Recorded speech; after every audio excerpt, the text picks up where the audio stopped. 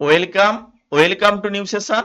আজকে আমরা আলোচনা করব ক্লাস 12 এর কবিতা অন্ধকারের লেখাগুচ্ছ শ্রীজাত বন্দ্যোপাধ্যায়ের। তোমাদের বাংলা থার্ড সেমিস্টারে ক্লাস 12 এর এই জায়গা থেকেই কোশ্চেন পাবে। আমি প্রথমে কবিতাটি বুঝিয়ে দিয়ে প্রতিটি লাইন বিস্তারিতভাবে আলোচনা করব এবং এখান থেকে কি ধরনের কোশ্চেন আসতে পারে ডিটেলসে বলে দিচ্ছি। অন্ধকারের লেখাগুচ্ছ শ্রীজাত বন্দ্যোপাধ্যায়ের লেখা। এখানে এই কবিতাটিতে বলা হয়েছে আব্দুল করিম খাঁর ধর্ম ছিল গান, আইনস্টাইনের ধর্ম ছিল দিগন্ত পেরোনো, কবিরের ধর্ম ছিল সত্যের বয়ান, বাতাসের ধর্ম শুধু না থামা কখনো, ভ্যান গগের ধর্ম ছিল উন্মাদনা আঁকা, গার্সিয়া লোরকার ধর্ম কবিতার জিত, লেনিনের ধর্ম ছিল নতুন পতাকা, আগুনের ধর্ম আজও ভস্মের চরিত। তারপরে বলা হয়েছে এত এত ধর্ম কিন্তু একই গ্রহে থাকে, এ ওকে সে তাকে আরো জায়গা করে দেয়, তবে কেন অন্য পথ ভাবায় তোমাকে, তোমার ধর্মের পথে কেন অপব্যয়, সে তোমাকে শিখিয়েছে দখলের কথা, যেন সে ধর্ম নয় প্রতিষ্ঠানিকতা। কবিতাটিতে এই লাইনগুলোই রয়েছে, আমি প্রতিটি লাইন বিস্তারিতভাবে আলোচনা করছি। প্রথমে দেখো, অন্ধকারের লেখাগুচ্ছ শ্রীজাত বন্দ্যোপাধ্যায়ের লেখা। এখানে প্রথম খণ্ড হিসেবে কিছুটা লাইন তোমাদের দিয়েছে, পুরো অংশটা নেই, যতটা তোমাদের সিলেবাসে রয়েছে ততটাই আমি বিস্তারিত আলোচনা করছি। আব্দুল করিম খাঁর ধর্ম ছিল গান। আব্দুল করিম খান কে ছিলেন? সঙ্গীত জগতের একজন বিখ্যাত ব্যক্তি। তার প্রধান ধর্ম ছিল গান, অর্থাৎ তার যে গান গাওয়াটা সেটাই ছিল তার মূল লক্ষ্য। আইনস্টাইনের ধর্ম ছিল দিগন্ত পেরোনো। তোমরা আইনস্টাইনকে চেনো। আইনস্টাইন বিজ্ঞানী, ইনি কি করেছিলেন? নতুন নতুন আবিষ্কারের ধর্ম ছিল, নতুন কিছু আবিষ্কার করা, এটা তার ধর্ম ছিল।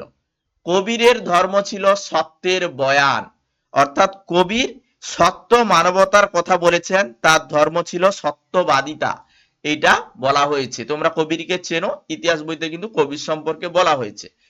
বাতাসের ধর্ম শুধু না থামা কখনো, এখানে বাতাসের কথাও বলা হয়েছে। বাতাসের ধর্ম সবসময় বয়ে চলা, কখনো না থামা, এটাই বলা হয়েছে। ভ্যান গগের ধর্ম ছিল উন্মাদনা আঁকা, অর্থাৎ ভ্যান গগ ইনি কে ছিলেন? শিল্পের একজন উন্মাদ ব্যক্তি বা শিল্প জগতের একজন ব্যক্তি। ইনি কি করতেন? আঁকতেন, অর্থাৎ ছবি আঁকতেন, এই কথাই বলা হয়েছে। গার্সিয়া লোরকার ধর্ম কবিতার জিত। গার্সিয়া লোরকা ইনি কবিতার মাধ্যমে মানুষের জয়গান করেছেন, মানে মানুষের জয়গান গার্সিয়া লোরকা গেয়েছেন, এবং তার ধর্ম ছিল এই কবিতা বা কবিতাকে এগিয়ে নিয়ে যাওয়া, সেটাই। লেনিনের ধর্ম ছিল নতুন পতাকা, অর্থাৎ লেনিন, হিস্ট্রিতে তোমরা লেনিনের নাম পেয়েছো। লেনিনের ধর্ম কি ছিল? নতুন পথ দেখানো, অর্থাৎ সমাজ বদলাতে নতুন পথ দেখানো লেনিনের ধর্ম ছিল।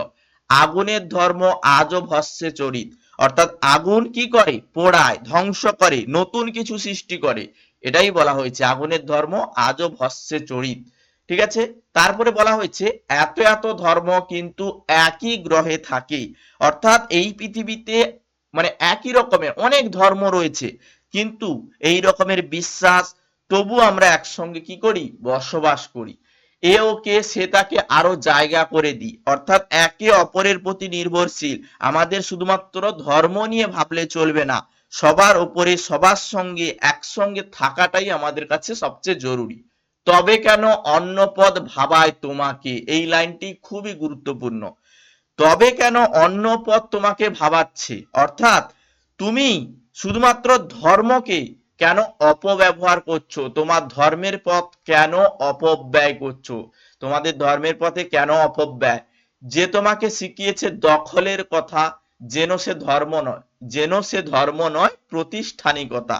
অর্থাৎ এখানে বোঝানো হয়েছে যে ধর্ম তোমাকে ধর্ম মানে দখল করা শিখিয়েছে, অধিপত্য বিস্তার করা শিখিয়েছে, আসলে সেটা ভুল শেখাচ্ছে। অর্থাৎ প্রকৃত ধর্ম কখনো দখল বা লড়াই শেখায় না। প্রকৃত ধর্ম কখনো লড়াই বা তোমাদের দখল করা শেখাবে না, মানুষের কল্যাণের জন্য কাজ করতে, একে অপরকে সাহায্য করতেই শেখাবে। জাস্ট এই কবিতার মাধ্যমে এটাই বোঝানো হয়েছে। অন্ধকারের লেখাগুচ্ছ শ্রীজাত বন্দ্যোপাধ্যায়ের যে কবিতাটি পড়লাম, মূল কবিতা যেখানে আমরা 14 নম্বর অংশটা পেয়েছি সেই জায়গাটা আমরা এইভাবে লাইন বাই লাইন আলোচনা করে দিলাম।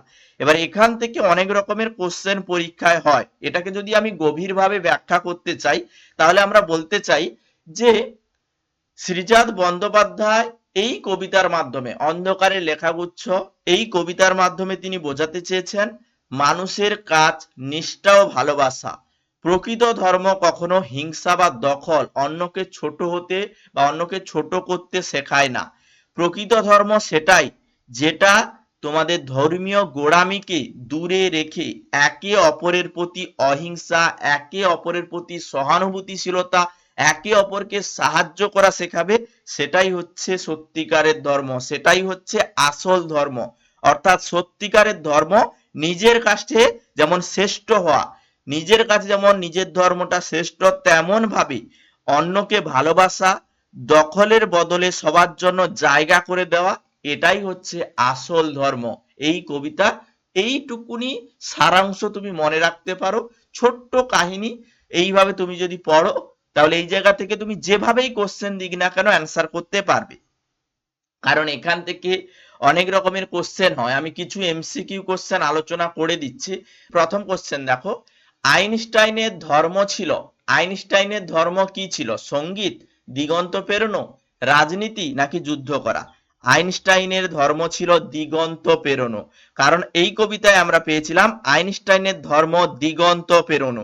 অর্থাৎ আইনস্টাইনের মূল যে জায়গাটা, অ্যাকচুয়ালি আইনস্টাইন একজন বিজ্ঞানী, দিগন্ত পেরোনো মানে নতুন নতুন আবিষ্কারের কথা বোঝানো হয়েছে। তাহলে আইনস্টাইনের ধর্ম হচ্ছে দিগন্ত পেরোনো, এই জায়গাটা আমরা মনে রাখবো। পরবর্তী কোশ্চেন বলা হয়েছে কবিতায় আব্দুল করিম খাঁর ধর্ম কি বলা হয়েছে? এই কবিতায় আব্দুল করিম খাঁ কে ছিলেন? সঙ্গীত জগতের একজন বিখ্যাত ব্যক্তি ছিলেন। তাহলে এখানে সঙ্গীত, বিজ্ঞান, কবিতা নাকি রাজনীতি?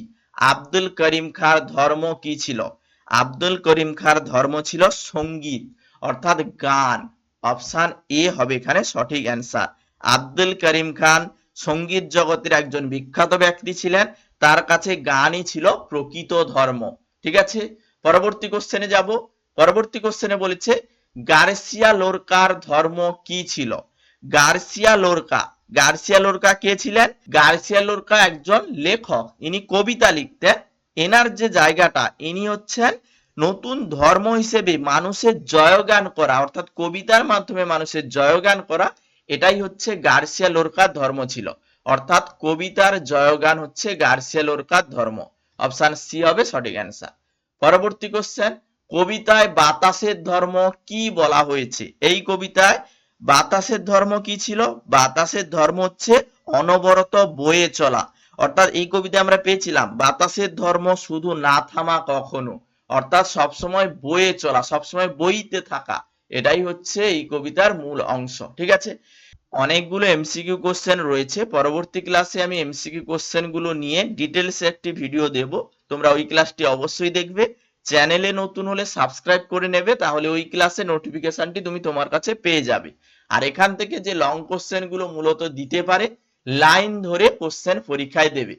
তবে কেন অন্য পথ ভাবায় তোমাকে, এখানে অন্য পথ বলতে কবি কি বুঝিয়েছেন, এই অন্য পথ কিভাবে তোমাকে অপব্যয় করছে, তোমাকে কি শিখিয়েছে, তুমি সেখান থেকে কিভাবে দূরে থাকবে, কিভাবে সমাজের কল্যাণের দিকে তোমার মনোভাব থাকবে, সেটা বোঝাও। অ্যাকচুয়ালি এইভাবেই কোশ্চেনটি দেবে। এই একটি কোশ্চেন তুমি যদি করে রাখো, এখান থেকে যে টাইপেরই কোশ্চেন দিক না কেন তুমি অ্যান্সার করতে পারবে।